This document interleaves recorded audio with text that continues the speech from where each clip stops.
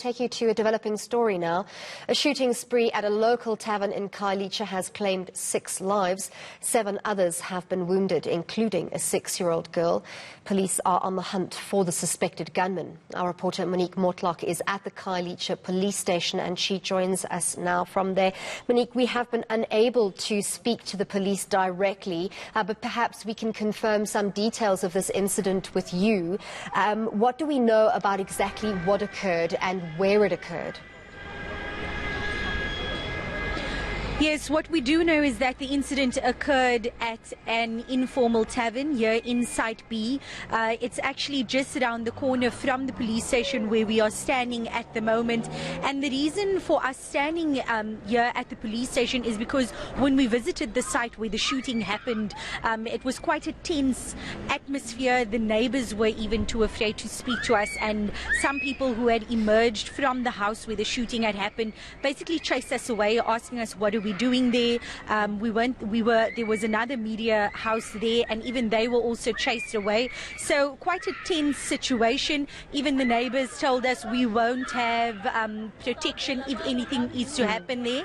And what we have heard from police is that a group of unknown gunmen descended on the house in the early morning hours.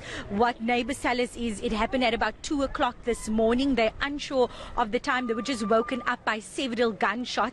And police say they are searching. They've launched a manhunt for these gunmen. As yet, we don't know who it is or why that specific house was targeted. Monique, we know that 6 people lost their lives, 7 people injured, among them a 6-year-old girl. Did the neighbors and the people in the area at the scene that you spoke to mention anything about those who lost their lives or were injured? All we could deduce is that those people were there, most likely visitors of the tavern and also inhabitants of the house. Like I mentioned before, the neighbors were quite scared to speak to us. A lot of them obviously concerned that those gunmen, that they could return, saying that they're scared that there might be retaliation. What we do know, as you mentioned, is 7 others were wounded, one of them being a 6-year-old little girl who was in the house at the time. And that is all we know at this stage. Monique, from the press release that we have, the understanding is that police are possibly making use of informants in the area to try and pursue these gunmen, try and identify them. Is that possibly also why there's a sense of trepidation amongst neighbors to speak out at this early stage? Most definitely, especially because, as one neighbor pointed out, this isn't the first time that there's been some kind of unrest at that particular address.